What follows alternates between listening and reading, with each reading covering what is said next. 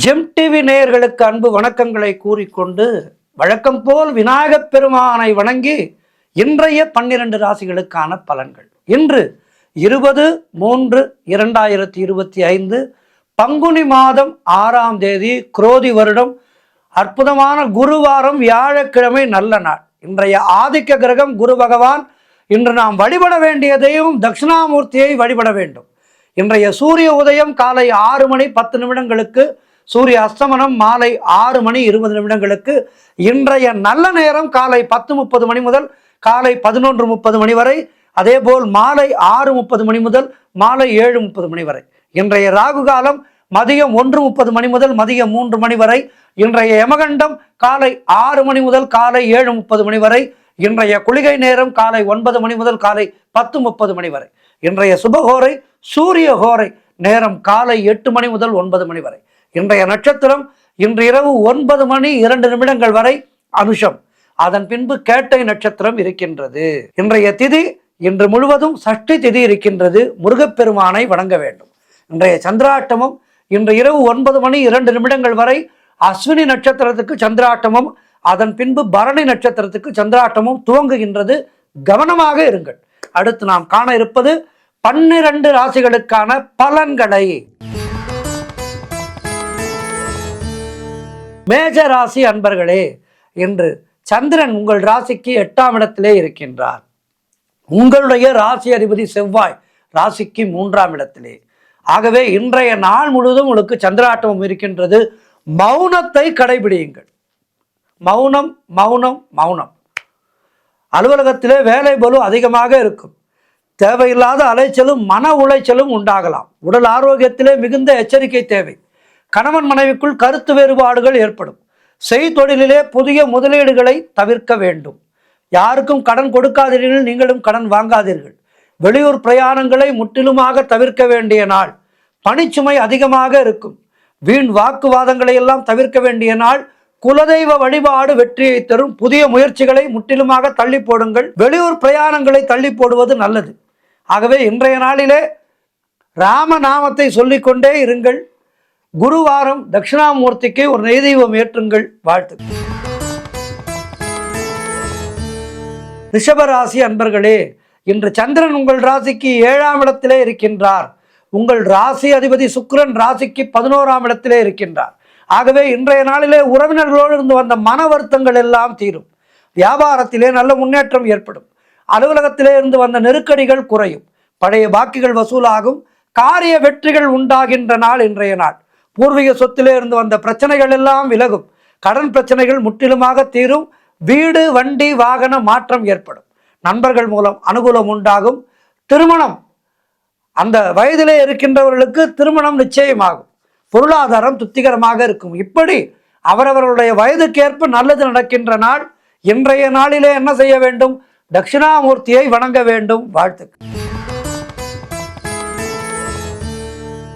மிதுன ராசி அன்பர்களே, இன்று சந்திரன் உங்கள் ராசிக்கு 6ஆம் இடத்திலே இருக்கின்றார். உங்கள் ராசி அதிபதி புதன் ராசிக்கு 9ஆம் இடத்திலே இருக்கின்றார். ஆகவே இன்றைய நாளிலே பொருளாதாரம் நெருக்கடியாக இருக்கும். உத்தியோக உயர்வு, பணியிட மாற்றம் போன்றவை ஏற்படும். அலுவலகத்திலே மற்றவர்களுடைய பிரச்சனைகளிலே தலையிடாதீர்கள். யாருக்கும் ஜாமீன் சொல்லாதீர்கள். தொழிலிலே புதிய முதலீடுகளை தவிர்க்க வேண்டும். வெளியூர் பிரயாணங்கள் செல்வதை தவிர்க்க வேண்டிய நாள். சென்றுதான் தீர வேண்டும் என்றால் இன்றைய நாளிலே விநாயகப் பெருமானுக்கு ஒரு நெய்தெய்வம் ஏற்றி வைத்துவிட்டு செல்லுங்கள். புதிதாக கடன் வாங்காதீர்கள். நீங்களும் கடன் கொடுக்காதீர்கள். மேலதிகாரிகளால் நெருக்கடிகள் உண்டாகும். அலுவலகத்திலே வேலை பளு அதிகமாக இருக்கும். தேவையில்லாமல் மற்றவர்களுடைய விஷயங்களிலே தலையிடாதீர்கள். வேலை மாற்றம் சிலருக்கு உண்டாகும். குலதெய்வ வழிபாடு வெற்றியை தரும். வீண் வாக்குவாதங்களை எல்லாம் தவிர்க்க வேண்டிய நாள் இன்றைய நாள். ஆகவே இன்றைய நாளிலே தட்சிணாமூர்த்தியை வணங்குங்கள். மௌனத்தை கடைபிடியுங்கள். வாழ்த்துக்கள். கடகராசி அன்பர்களே, இன்று சந்திரன் உங்கள் ராசிக்கு 5ஆம் இடத்திலே இருக்கின்றார்.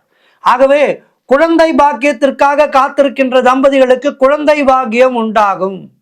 தொழில் மற்றும் வியாபாரத்திலே நல்ல முன்னேற்றம் ஏற்படும். காரிய தடைகள் எல்லாம் விலகி நீங்கள் எடுக்கும் முயற்சிகளிலே வெற்றி பெறுகின்ற அற்புதமான நாள். மனம் மிகவும் உற்சாகமாக காணப்படக்கூடிய நல்ல நாளாக இருக்கின்றது. பொருளாதாரம் மிக சிறப்பாக இருக்கின்றது. தொட்டதெல்லாம் பொன்னாகக்கூடிய அற்புதமான நாள். உங்களுடைய பிள்ளைகளால் உங்களுக்கு பெருமை ஏற்படும். வாழ்க்கை துணையால் நல்ல மகிழ்ச்சி உண்டாகும். நண்பர்களோடு இருந்து வந்த மன வருத்தங்கள் எல்லாம் தீரும். வேலையிலே காத்திருந்த இடமாற்றம் அமையும். முன்னோர்களுடைய சொத்திலே இருந்து உங்களுக்கு வரவேண்டிய பணம் கைக்கு வரும். செய்யும் செயலிலே பெயரும் புகழும் கிடைக்கும். உடல் ஆரோக்கியம் திருப்திகரமாக இருக்கும். இப்படி எல்லா வகையிலும் சிறப்பாக இருக்கின்ற நல்ல நாளாக இருக்கின்றது. மேலும் நற்பலன்களை பெறுவதற்கு இன்றைய நாளிலே என்ன செய்ய வேண்டும்? குரு தட்சிணாமூர்த்தியை வணங்க வேண்டும். வாழ்த்துக்கள். சிம்ம ராசி அன்பர்களே, இன்று சந்திரன் உங்கள் ராசிக்கு 4ஆம் இடத்திலே இருக்கின்றார். உங்களுடைய ராசி அதிபதி சூரியன் ராசிக்கு 8ஆம் இடத்திலே இருக்கின்றார். ஆகவே இன்று உடல் ஆரோக்கியம் நன்றாக இருக்கும். காரிய அனுகூலம் உண்டாகும். வீடு வண்டி வாகன மாற்றம் ஏற்படும். தாய் வழி சொந்தங்களின் உதவிகள் எல்லாம் கிடைக்கும். பொருளாதாரத்திலே நல்ல வளர்ச்சி உண்டாகும். கணவன் மனைவியிடையே நல்ல ஒற்றுமை ஏற்படும். உத்தியோக மாற்றம் சிலருக்கு உண்டாகும். எதிர்பார்த்த பணம் கைக்கு வரும். திருமணம் போன்ற சுபகாரிய பேச்சுவார்த்தைகள் இனிதே முடியும். கடன் பிரச்சனைகள் முற்றிலுமாக தீரும். வீடு கட்ட எதிர்பார்த்திருந்த வேலைகள் எல்லாம் நல்லபடியாக முடியும். புதிய முயற்சிகள் கைகூடி வரும். மனக்குழப்பங்கள் தீர்ந்து மனம் தெளிவாக இருக்கும். தொழிலிலே நல்ல முன்னேற்றம் உண்டாகும். ஆகவே இன்றைய நாளை பயன்படுத்திக் கொள்ளுங்கள். நிறைய முயற்சி செய்யுங்கள், வெற்றி பெறுவீர்கள். குரு தட்சிணாமூர்த்தியை வணங்குங்கள். வாழ்த்துக்கள். கன்னி ராசி அன்பர்களே, இன்று சந்திரன் உங்கள் ராசிக்கு 3ஆம் இடத்திலே இருக்கின்றார். உங்களுடைய ராசி அதிபதி புதன் ராசிக்கு 6ஆம் இடத்திலே இருக்கின்றார். ஆகவே இன்றைய நாளிலே இளைய சகோதரர்கள் மூலம் அனுகூலம் உண்டாகும். நீங்கள் நினைத்தது அனைத்தும் நல்லபடியாக நடக்கக்கூடிய நாளாக இன்றைய நாள் இருக்கின்றது. பயணங்கள் அதிகமாக மேற்கொள்வீர்கள். வியாபாரத்திலே நல்ல லாபம் ஏற்படும். காரிய தடைகள் விலகும். கூட்டு தொழிலிலே நல்ல லாபம் ஏற்படும். உறவினர்கள் மூலம் நல்ல ஆதாயம் கிடைக்கும். நண்பர்கள் மூலம் ஆதாயம் கிடைக்கும். உத்தியோக உயர்வு, பணியிட மாற்றம் போன்றவை கிடைக்கும். குழந்தைகளால் மகிழ்ச்சி உண்டாகும். உடல் ஆரோக்கியம் சிறப்பாக இருக்கும். அலுவலகத்திலே புதிய பொறுப்புகள் மகிழ்ச்சியை தரும். எதிர்பார்த்த பணம் கைக்கு வரும். ஆக இன்றைய நாள் சிறப்பாக இருக்கின்றது. மேலும் சிறப்புகளை பெறுவதற்கு தட்சிணாமூர்த்தியை வணங்குங்கள். வாழ்த்துக்கள். துலாம் ராசி அன்பர்களே, இன்று சந்திரன் உங்கள் ராசிக்கு 2ஆம் இடத்திலே இருக்கின்றார். உங்களுடைய ராசி அதிபதி சுக்கிரன் ராசிக்கு 6ஆம் இடத்திலே இருக்கின்றார். ஆகவே இன்றைய நாளிலே சுபகாரியங்கள் கைகூடி வரும். கடன் பிரச்சனைகள் முற்றிலுமாக தீரும். பதவி உயர்வோடு வேலை மாற்றம் உண்டாகும். பழைய பாக்கிகள் வசூலாகும். உழைப்புக்கு ஏற்ற ஊதியம் கிடைக்கின்ற நாள். புதிய வேலைக்கு தேடிக்கொண்டிருப்பவர்களுக்கு புதிய வேலை வாய்ப்புகள் உண்டாகும். வியாபாரத்திலே நல்ல முன்னேற்றம் உண்டாகும். குழந்தைகளால் மகிழ்ச்சி உண்டாகும். தொழிலிலே நல்ல லாபம் ஏற்படும். திருமண பேச்சுவார்த்தைகள் சுபமாக முடியும். குடும்ப ஒற்றுமை சந்தோஷத்தை தரும். இப்படி எல்லா வகையிலும் சிறப்பாக இருக்கின்றது. மேலும் நற்பலன்களை பெறுவதற்கு இன்றைய நாளிலே தட்சிணாமூர்த்தியை வணங்குங்கள். வாழ்த்துக்கள். விருச்சிக ராசி அன்பர்களே, இன்று சந்திரன் உங்கள் ராசியிலேயே இருக்கின்றார். உங்களுடைய ராசி அதிபதி செவ்வாய் ராசிக்கு 8ஆம் இடத்திலே இருக்கின்றார். ஆகவே இன்றைய நாளிலே ஆன்மீக சுற்றுலா செல்வதற்கு மனம் தாவும். ஆன்மீக சுற்றுலா சென்று வரலாம் என்று நினைத்து தெய்வங்களை எல்லாம் தரிசிக்க செல்வீர்கள். பூர்வீக சொத்திலிருந்து உங்களுக்கு வரவேண்டிய பங்கு கைக்கு வரும். மனம் மிகவும் சந்தோஷமாக இருக்கின்ற நாள். எதிலும் வெற்றி உண்டாகின்ற நாள். கணவன் மனைவிக்குள் இருந்து வந்த பிரச்சனைகள் எல்லாம் சரியாகும். தொழிலிலே நல்ல முன்னேற்றம் ஏற்படும். குழந்தை பாக்கியத்திற்காக காத்திருப்பவர்களுக்கு குழந்தை பாக்கியம் உண்டாகும். வாழ்க்கை துணையால் நல்ல மகிழ்ச்சி உண்டாகும். புதிய வேலை வாய்ப்புகள் ஏற்படும். உடல் ஆரோக்கியத்திலே நல்ல முன்னேற்றம் ஏற்படும். மனக்குழப்பங்கள் எல்லாம் தீர்ந்து தெளிவு பிறக்கும். பொருளாதாரம் திருப்திகரமாக இருக்கும். ஆகவே இன்றைய நாள் மிக சிறப்பாக இருக்கின்றது. மேலும் சிறப்புகளை பெறுவதற்கு குரு தட்சிணாமூர்த்தியை வணங்குங்கள். வாழ்த்துக்கள். தனுசு ராசி அன்பர்களே, இன்று சந்திரன் உங்கள் ராசிக்கு 12ஆம் இடத்திலே இருக்கின்றார். உங்களுடைய ராசி அதிபதி குரு ராசிக்கு 6ஆம் இடத்திலே இருக்கின்றார். ஆகவே திருமணம் போன்ற சுபகாரிய பேச்சுவார்த்தைகள் இன்றைய நாளிலே தள்ளி போகும். வீடு வண்டி சம்பந்தமான விரய செலவுகள் சிலருக்கு ஏற்படலாம். உத்தியோகத்திலே இருப்பவர்கள் பணியிலே கூடுதல் கவனம் செலுத்த வேண்டிய நாள். தேவையில்லாத பயத்தை தவிர்த்து கொள்ளுங்கள். கூட்டு தொழிலிலே மன வருத்தங்கள் உண்டாகலாம். ஆகவே மௌனத்தை கடைபிடியுங்கள். குலதெய்வ வழிபாடு மன அமைதியை தரும். அலுவலகத்திலே வீண் வாதங்களை எல்லாம் தவிர்க்க வேண்டிய நாள். முயற்சிகள் காலதாமதமான வெற்றியை கொடுக்கும். உடல் ஆரோக்கியத்திலே மிகுந்த எச்சரிக்கையாக இருக்க வேண்டும். கணவன் மனைவிக்குள் சண்டை சச்சரவுகள் ஏற்பட்டு விலகும். அலுவலகத்திலே பணிச்சுமை அதிகமாக இருக்கும். நண்பர்கள் மூலம் ஆதாயம் உண்டாகும். ஆகவே இன்றைய நாளிலே குரு தட்சிணாமூர்த்தியை வணங்குங்கள். ஒரு நெய் தீபம் ஏற்றுங்கள். வாழ்த்துக்கள். மகர ராசி அன்பர்களே, இன்று சந்திரன் உங்கள் ராசிக்கு 11ஆம் இடத்திலே இருக்கின்றார். உங்களுடைய ராசி அதிபதி சனி ராசிக்கு 2ஆம் இடத்திலே இருக்கின்றார். ஆகவே இன்றைய நாளிலே வீடு வண்டி வாகன யோகம் உண்டாகும். வாடகை வீட்டிலே இருந்தீர்கள் என்றால் புது வீடு வாங்குவதற்கான முயற்சிகளிலே இறங்குவீர்கள். அதேபோல் வாகனத்தை மாற்ற வேண்டும் என்று நினைப்பவர்கள் அதற்கான முயற்சிகளை தொடங்குவீர்கள். இப்படி வீடு வண்டி வகையிலே மாற்றங்கள் உருவாகின்றன. உங்களுடைய காரியங்கள் அனைத்தும் கைகூடி வரும். உத்தியோகத்திலே சம்பள உயர்வு, பதவி உயர்வு போன்றவை கிடைக்கும். திருமண பேச்சுவார்த்தைகள் சுபமாக முடியும். சுய தொழில் செய்பவராக இருந்தால் அதிலே நல்ல லாபம் ஏற்படும். நண்பர்கள் உறவினர்களால் ஆதாயம் உண்டாகின்ற நாள். தந்தை வழியிலே நல்ல அனுகூலம் உண்டாகும். புதிய முயற்சிகள் எல்லாம் வெற்றி தரும். குழந்தை பாக்கியம், அதற்காக காத்திருக்கின்ற தம்பதிகளுக்கு குழந்தை பாக்கியம் உண்டாகும். கணவன் மனைவிடையே நல்ல ஒற்றுமை ஏற்படும். நினைத்ததெல்லாம் நல்லபடியாக நடக்கக்கூடிய நல்ல நாள். குலதெய்வ வழிபாடு அனுகூலத்தை தரும். முன்னோர்களுடைய ஆசீர்வாதம் பரிபூர்ணமாக கிடைக்கின்ற நாள். ஆக இன்றைய நாள் சிறப்பாக இருக்கின்றது. குரு தட்சிணாமூர்த்தியை வணங்குங்கள். வாழ்த்துக்கள். கும்ப ராசி அன்பர்களே, இன்று சந்திரன் உங்கள் ராசிக்கு 10ஆம் இடத்திலே இருக்கின்றார். உங்களுடைய ராசி அதிபதி சனி ராசியிலேயே இருக்கின்றார். ஆகவே இன்று பொருளாதாரத்திலே நல்ல வளர்ச்சி உண்டாகும். அரசு சம்பந்தமான ஆதாயம் உண்டாகும். பெயரும் புகழும் கிடைக்கின்ற நாள். மாணவர்கள் சாதனை புரியக்கூடிய நாள். காரிய தடைகள் எல்லாம் விலகும். குழந்தை பாக்கியத்திற்காக காத்திருப்பவர்களுக்கு குழந்தை பாக்கியம் உண்டாகும். தொழிலிலே நல்ல முன்னேற்றம் உண்டாகும். உழைப்புக்கு ஏற்ற ஊதியம் கிடைக்கின்ற நாள். கடன் பிரச்சனைகள் தீரும். வேலை இல்லாதவர்களுக்கு நல்ல வேலை கிடைக்கும். ஆகவே இன்றைய நாள் மிக சிறப்பாக இருக்கின்றது.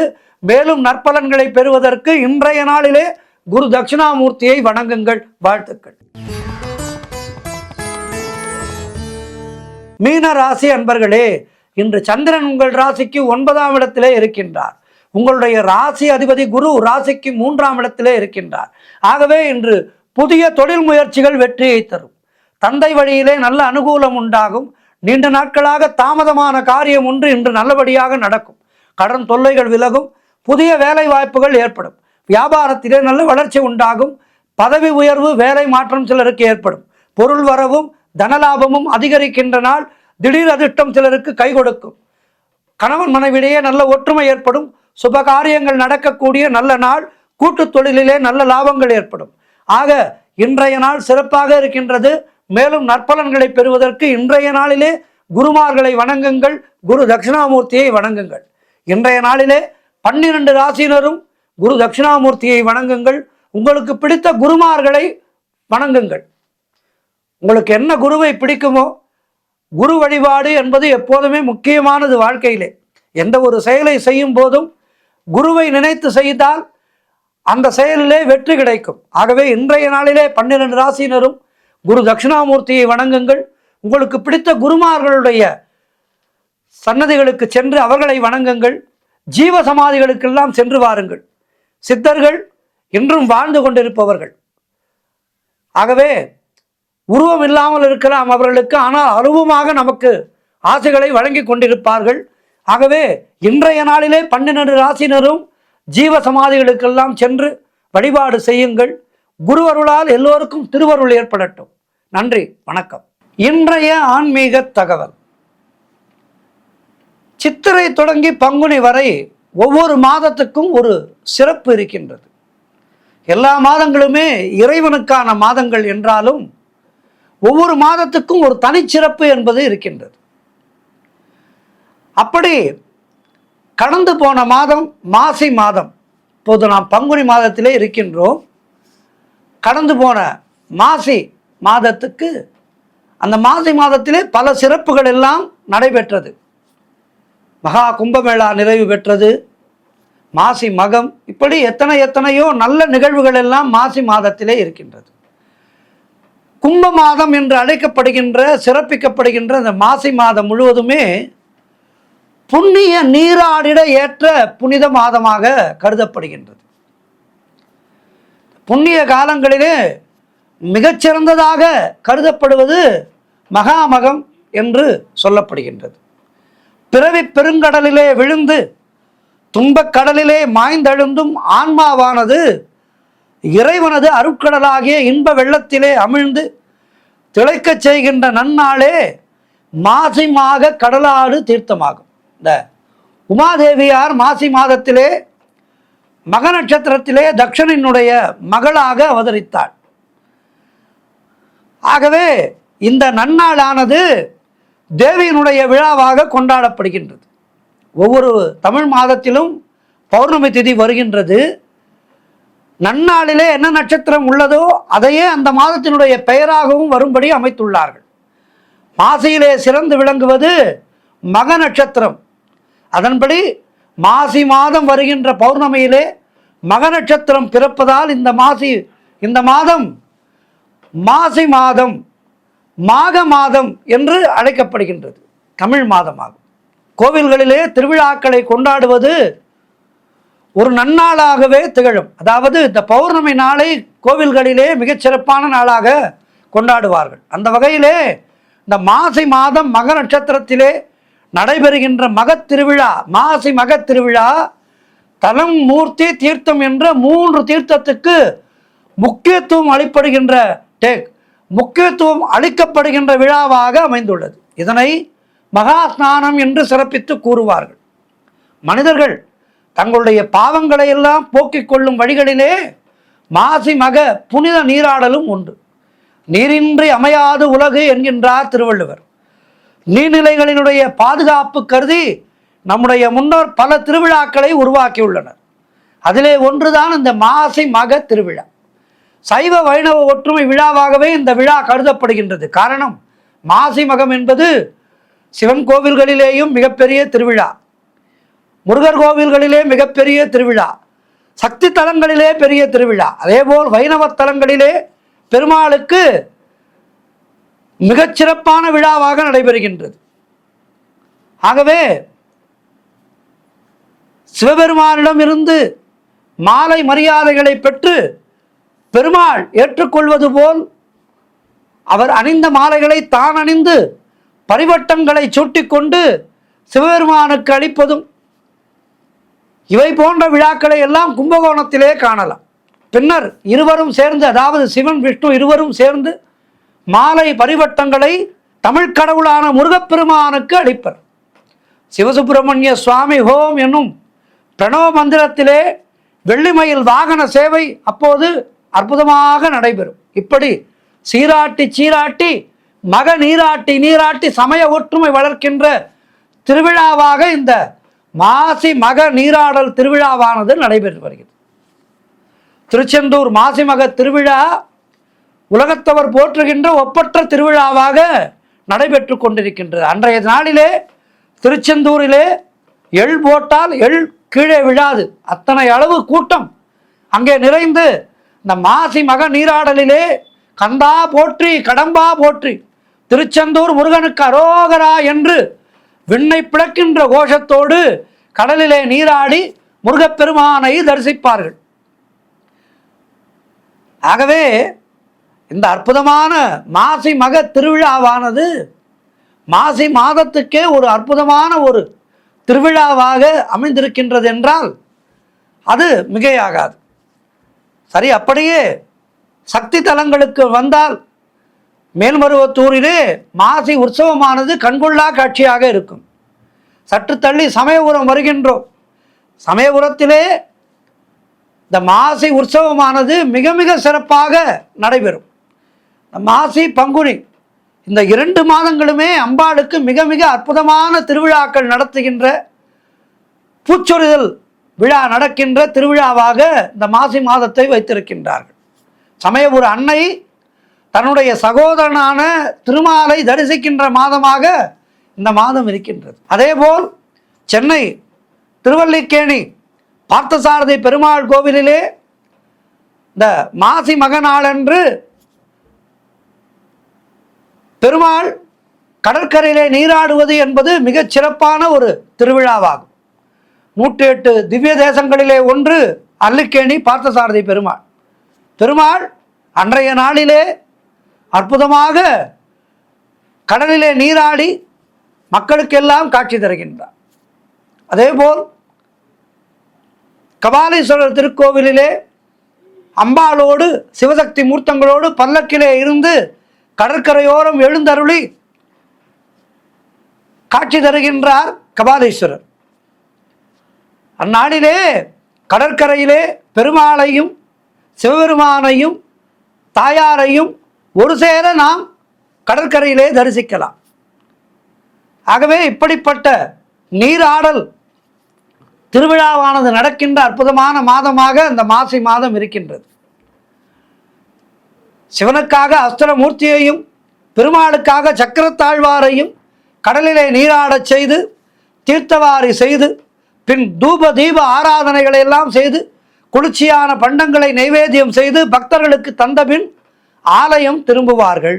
தேவர்களும் அசுரர்களும் அமுதம் வேண்டி பார்க்கடலை கடைந்த போது வெளித்தோன்றிய மகாலட்சுமியை மகாவிஷ்ணு மணந்து கொண்டார். அதன் மூலம் சமுத்திரராஜன் விஷ்ணுவனுடைய மாமனார் ஆனார். தன் மகளை மணந்து கொண்டு மகாவிஷ்ணு வைகுந்தம் சென்று விட்டால் இனி நாம் அவரை எப்படி தரிசிப்பது என்று வருந்தினார் சமுத்திரராஜன். தன்னுடைய தந்தையினுடைய மனக்குறையை லக்ஷ்மி மகாவிஷ்ணுவிடம் கூறினார். அதற்கு திருமால் ஆண்டிற்கு ஒரு முறை தாம் கடற்கரைக்கு வந்து தரிசனம் தருவதாக வரமளித்தார். அந்த புண்ணிய தினமே மாசி மகமாக திகழ்கின்றது. ஆகவே இப்படி ஒப்பற்ற திருவிளையாடல்கள் நடந்த மாதம் மாசி மாதம். இந்த மாசி மகாமகத்தை கடந்த மாதம் நாம் எல்லோரும் கண்ணுற்றோம். இதில் ஈசனுடைய திருவிளையாடலும் ஒன்று இருக்கின்றது. ஒரு முறை கருணாசாகரியான அம்பிகை மீனவ குலத்திலே அவதரித்து ஈசன் அம்பிகையை மணக்க காலம் கனிந்த போது அவர் மீனவர் போல் வேடமிட்டு அம்பிகையினுடைய இருப்பிடம் சென்றார்.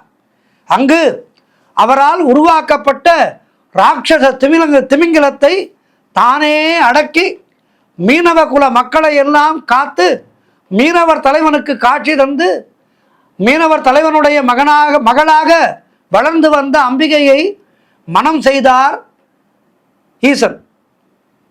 திருவிளையாடல் புராணத்திலே இந்த கதை இருக்கின்றது. தங்களுடைய தரிசனம் எங்களுக்கு அடிக்கடி கிடைக்க வேண்டுமே, அதற்கு அருள் செய்வீராக என சிவபெருமானை மீனவர் தலைவர் வேண்டினார். அவருக்கு அருள் செய்வதற்காகவே ஒவ்வொரு மாசி மாத மக நட்சத்திரத்திலேயும் மாசி மகத்தன்று கடல் நீராட வருகின்றேன் என்று எம்பெருமான் ஈசன் அவருக்கு காட்சி கொடுத்து அருளினார். ஆகவே இந்த மாசி மகம் நிகழ்ச்சியானது சைவ வைஷ்ணவ ஒற்றுமையை நமக்கெல்லாம் பறைசாற்றுகின்ற அற்புதமான திருவிழாவாகும். இந்த பங்குனி மாதத்திலே கூட நிறைய திருவிழாக்கள் இருக்கின்றது. பங்குனி உத்திரம் வருகின்றது. ஆக 12 மாதங்களுமே நம்முடைய சனாதன தர்மத்திலே மிக மிக முக்கியமான மாதங்களாக கருதப்பட்டிருக்கின்றது. ஒவ்வொரு மாதமும் அதனுடைய சிறப்பை நாம் அறிந்து அந்தந்த மாதங்களுக்குரிய தெய்வங்களை வணங்கி வாழ்விலே எல்லா வளமும் நலமும் பெறுவோம். நன்றி, வணக்கம்.